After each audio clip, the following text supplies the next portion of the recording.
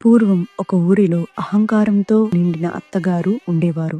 ఆమెకు 5గురు కోడళ్ళు. ఆ అత్తగారికి తాను చేసే పూజలే గొప్పవని, తనలా నియమనిష్టలు పాటించేవారు మరొకరు లేరని అహంకారం ఉండేది. కార్తీక మాసం రాగానే అత్తగారు ప్రతిరోజు 4 కోడళ్లను వెంటబెట్టుకుని నదికి వెళ్లి ఆడంబరంగా దీపాలు పెట్టేది. చిన్న కోడలు పోలి చాలా మంచిది, అణిగిమణిగి ఉండేది. కానీ అత్తగారు అసూయతో ఆమె దీపారాధన చేయకుండా ఇంట్లో పూజా సామాగ్రి ఏమీ లేకుండా చేసేది. అయినా పోలి బాధపడలేదు.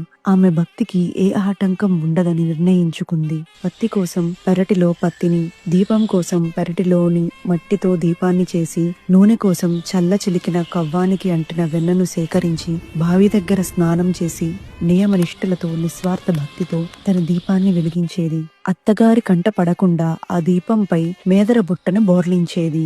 కార్తీక అమావాస్య రోజు వచ్చింది. అత్తా కోడళ్ళు నదీ స్నానం ముగించుకొని తిరిగి వస్తుండగా ఆకాశం నుండి దివ్యమైన పుష్పక విమానం పోలి కోసం దిగింది. పోలి నిస్వార్థ భక్తికి మెచ్చి శివదూతలు ఆమెను స్వర్గానికి తీసుకు వెళ్లడానికి వచ్చారు. అత్తగారు అహంకారంతో కార్తీక దీపాలు పెట్టింది నేనే కదా, ఈ విమానం నా కోసమే అని పరిగెత్తింది. కాని విమానం ఎక్కుతున్నది పోలి అని చూడగానే నిర్ఘాంతపోయింది. అత్తగారు ప్రాధేయపడింది, పోలి నన్ను కూడా పైకి లాగు. అప్పుడు పోలి ప్రశాంతంగా ఇలా చెప్పింది, మీరు దీపాలు ఆర్భాటం కోసం, ఆడంబరం కోసం వెలిగించారు. నేను పరమశివుడిపై నిశ్చలమైన భక్తితో వెలిగించాను. మీ దీపాలు మీవి, నా దీపాలు నావి. నా దీపాల పుణ్యం మిమ్మల్ని చేర్చలేదు అని చెప్పి పోలి స్వర్గానికి చేరుకుంది. అత్తగారికి మిగతా కోడళ్లకు తాము కేవలం ఆడంబరం కోసమే దీపాలు వెలిగించామని, నిజమైన భక్తి పోలిదే అని అప్పుడు అర్థమైంది. ఈ కథనే పోలి పాడ్యమి నాడు చదువుకుంటారు. భగవంతుని ఆరాధనకు